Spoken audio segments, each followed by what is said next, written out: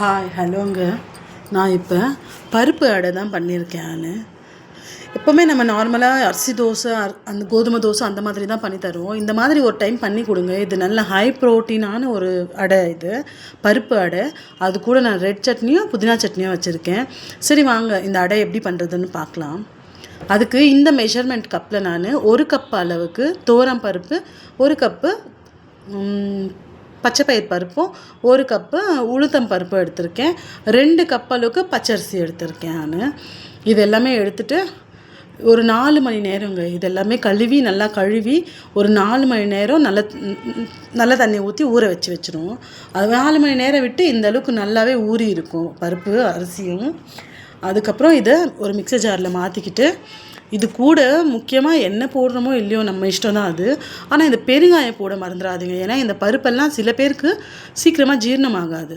அதனால் ஒரு பிஞ்ச் அளவுக்கு பெருங்காயம், 1/4 டீஸ்பூன் அளவுக்கு சீரகமும், 2 காஞ்ச மிளகா போட்டிருக்கேன். நான் உங்கள் காரம் வேணும்னா அதிகமாக நீங்கள் போட்டுக்கோங்க. இதை இந்த மாதிரி ஒரு இட்லி மாவு பதத்துக்கு நான் அரைச்சிருக்கேன். நான் இது ரொம்ப தண்ணியாக நம்ம பண்ண போகிறதில்ல. தோசை டைப்பில் கொஞ்சம் மோட்டாவாக அடை மாதிரி தான் ஊற்ற போகிறோம். நம்ம இப்போது மாவு அரைச்சி எடுத்துகிட்டு வந்துட்டு அந்த மாவுக்கு தேவையான அளவுக்கு உப்பு போட்டுக்கலாம். நம்ம இது உப்பை நல்லா கலந்து விட்டுரும்.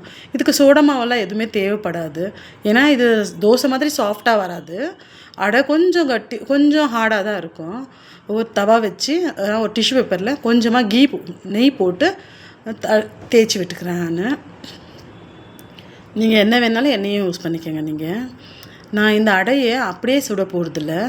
கொஞ்சம் வெங்காயமும் கொத்தமல்லியும் போட போகிறேன். நான் உங்களுக்கு வேணா பச்சை மிளகாவும் போட்டுக்கோங்க. நான் வேண்டான்னு சொல்லிட்டு ஸ்கிப் பண்ணியிருக்கேன். நான் இப்படி தாங்க தவால ஒரு தோசை மாதிரி ரொம்பவே மெல்லிசாக ஊற்றாதீங்க.